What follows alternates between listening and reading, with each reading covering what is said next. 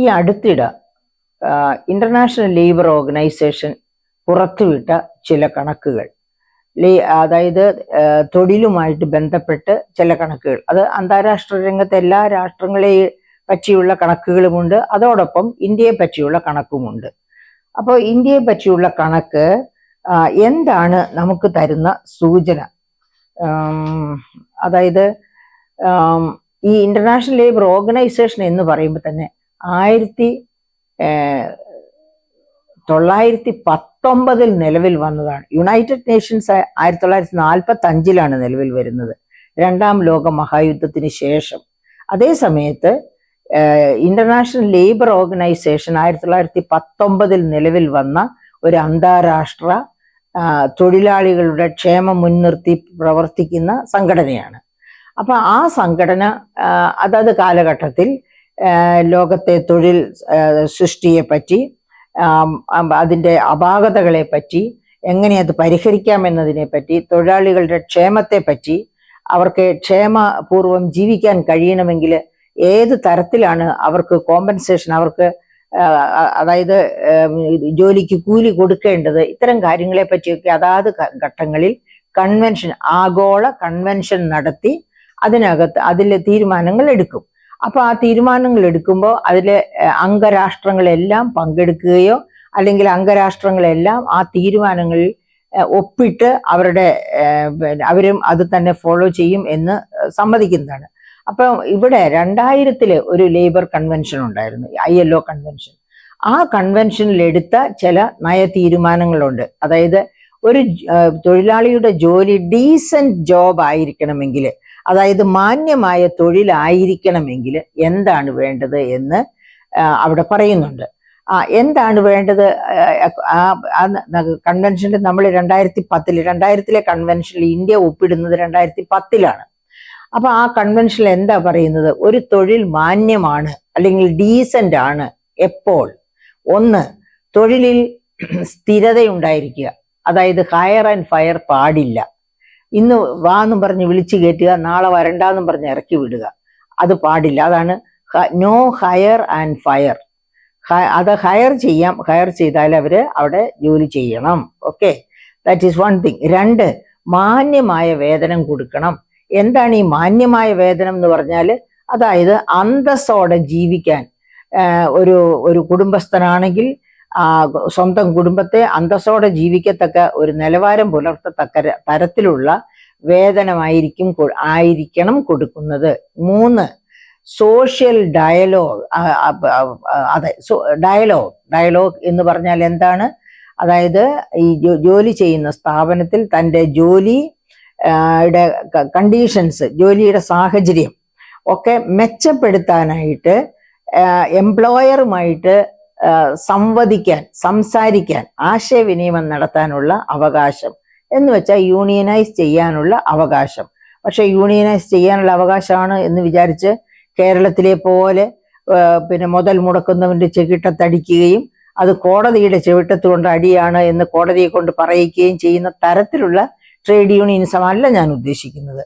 പക്ഷെ മാന്യമായ രീതിയിൽ എംപ്ലോയറുമായിട്ട് സംസാരിച്ച് അവനവന്റെ terms and conditions of work improve ചെയ്യാനുള്ള അവകാശം, അതാണ് ഡയലോഗ് കൊണ്ട് ഉദ്ദേശിക്കുന്നത്. ഇനി 4ാമത്തെ കണ്ടീഷൻ എന്ന് പറഞ്ഞാൽ സോഷ്യൽ സെക്യൂരിറ്റി ആണ്. എന്താണ് ഈ സോഷ്യൽ സെക്യൂരിറ്റി എന്ന് പറയുന്നത്? അതായത് പെൻഷൻ, അതായത് ജോലി ഇല്ലാതെ ആയി കഴിഞ്ഞാലും ജീവിക്കാൻ ഒരു മാർഗം ഉണ്ടാകണം. അപ്പൊ ആ പെൻഷൻ എങ്ങനെ വേണം എന്നുള്ളത് തൊഴിലുടമയും തൊഴിലാളിയും ചേർന്ന് തീരുമാനിച്ച് ഒരു ശാശ്വതമായ പരിഹാര മാർഗം കണ്ടെത്തുക. അപ്പൊ ഈ 4 കണ്ടീഷൻസ്, 1 ജോലിക്ക് സ്ഥിരതയുണ്ടായിരിക്കുക, 2 എന്താണ് രണ്ടാമത്തത്? നല്ല വേതനം ഉണ്ടായിരിക്കുക, 3ാമത്തത് ഡയലോഗ്, അതായത് യൂണിയനൈസ് ചെയ്യാനുള്ള അവസരവും അവകാശവും ഉണ്ടായിരിക്കുക, 4 സോഷ്യൽ സെക്യൂരിറ്റി അഥവാ പെൻഷൻ ഉണ്ടായിരിക്കുക. എല്ലാ വിദേശ രാജ്യങ്ങളിലും വികസിത രാജ്യങ്ങളിലും ഈ പറയപ്പെട്ട എല്ലാ കണ്ടീഷൻസും നിലനിൽക്കുന്നുണ്ട്.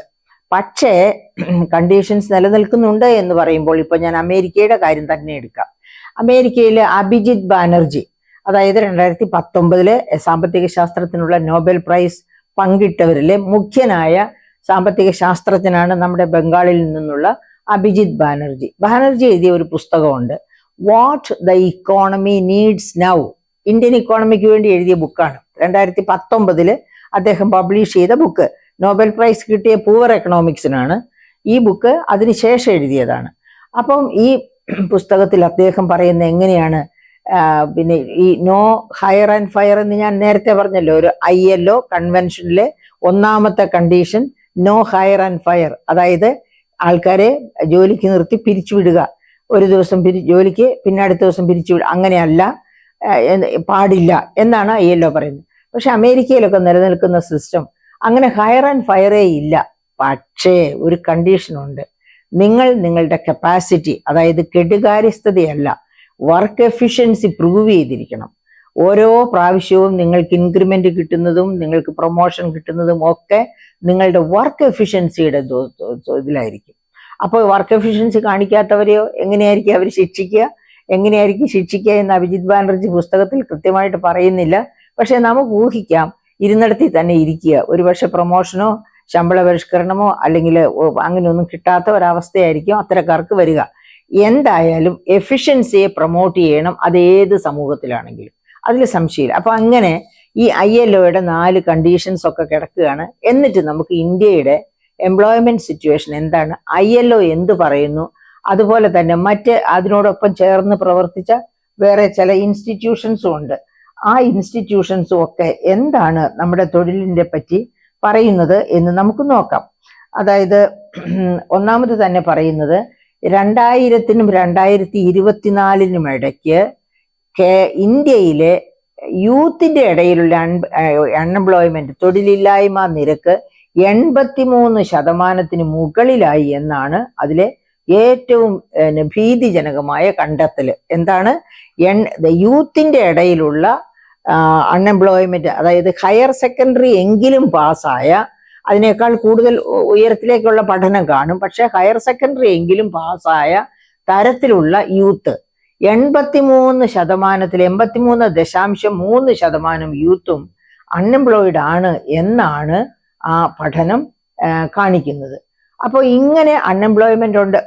ഇതെങ്ങനെയാണ് 2000-നും 2024-നും ഇടയ്ക്കാണ് ഇത്ര വലിയ ഗ്രോത്ത് അൺഎംപ്ലോയ്മെന്റിൽ ഉണ്ടായത്.